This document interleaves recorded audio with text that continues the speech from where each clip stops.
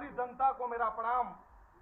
और हम एक प्रचार गीत गाए हैं जो कल रिलीज हो रहा है, और आज हमारे बड़े भैया जिनका आज दर्शन करने का सौभाग्य प्राप्त हुआ, और मैं एक गाना गाया हूँ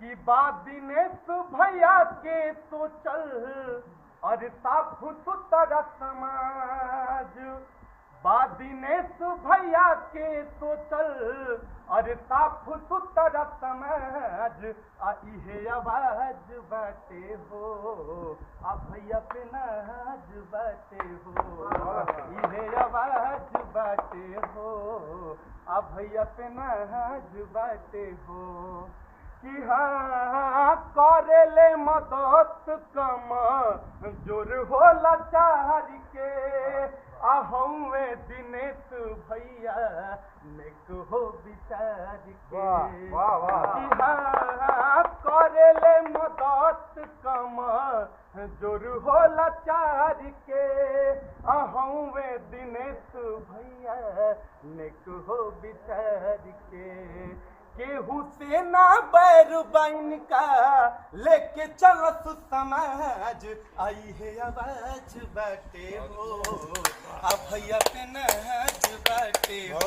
लास्ट अंतरा में कह रहे हैं कि हाँ टाड़ावाई गौवा के अरे हूँ वे लाल हो आ पूरा आजमगढ़ गूंचे आ दिनेश लाल हो कि हाँ टाड़ावाई गौवा के अरे हूँ वे लाल हो आ पूरा आजमगढ़ गूंचे आ दिनेश लाल हो कि केहू से ना बैर बन का और लेके चलत समाज, आई है आवाज बाटे हो आ भैया पे नाज बाटे हो आ भैया पे नाज बाटे हो। भैया कुछ बहुत बढ़िया। अरे सुनिए भाई, अभी मतलब जितने लोग प्रचार में लगे हुए हैं सब लोगों ने बहुत अच्छा गाना बनाया, बहुत अपना प्यार दिया और सब लोग दिल से लगे हुए हैं। हमारे भाई भी लगे हुए हैं, बहुत लोग लगे हुए हैं। आज एक और रतन हम लोगों को मिल गए, हीरा रतन है ये। और इतना बढ़िया इतना बढ़िया इन्होंने गाना बनाया है कि बाकी सब गानों के साथ साथ मुझे लगता है कि रोज ये गाना भी चलना चाहिए। तो संतोष जी, अब आपकी जिम्मेदारी है कि आप भाई को जो रिकॉर्ड कराना है, एक टीम इनको दे दीजिए। ठीक, कल से एकदम आजमगढ़ में इनको डंका बजाने दीजिए। ठीक, ये जा रहे थे घर में, इनको ढूंढ के लाए, मुझसे मिले तो रात के 2 बजे इतनी एनर्जी के साथ। क्या बज रहा होगा? 2 बज रहा है। अरे दिल को छू लिए। मैं ये जा रहे थे घर को, इनको बताने तो मैं इनको लेके आया। नहीं आप क्या बात है संतोष भैया? आप इनको मैं भगौड़ा नहीं हूँ कि भग जाऊंगा, बहुत सही। मैं भगौड़ा नहीं हूँ कि भग जाऊंगा, मैदान में आया हूँ लड़ने, आजमगढ़ में लड़के जाऊंगा, लड़के जाऊंगा।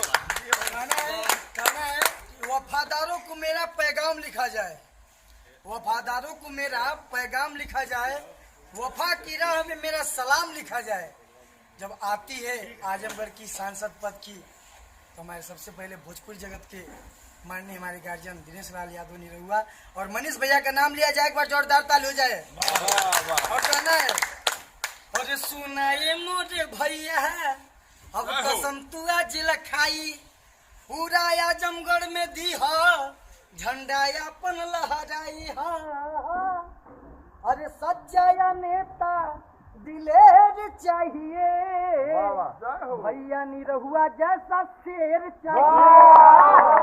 आजमगढ़ के धरती पर दिलेर चाहिए, भैया निरहुआ जैसा शेर चाहिए। बहुत सही। अरे दुखवन गरीबवन के सुने ले पुकार हो, अरे दुखवन गरीबवन के सुने ले पुकार हो। अब की चली भैया कमल के ललकार हो। अरे मनीष भैया, संतोष श्रीवास्तव सब लोग साथ में बाड़े, एकता समान बना के भैया कमल खिलावता रे। अरे नेता या नेता दिलेर चाहिए। अरे पांडे अमित पर भैया का हाथ चाहिए। सच्चा या नेता अरे दिलेर चाहिए हो भैया। बहुत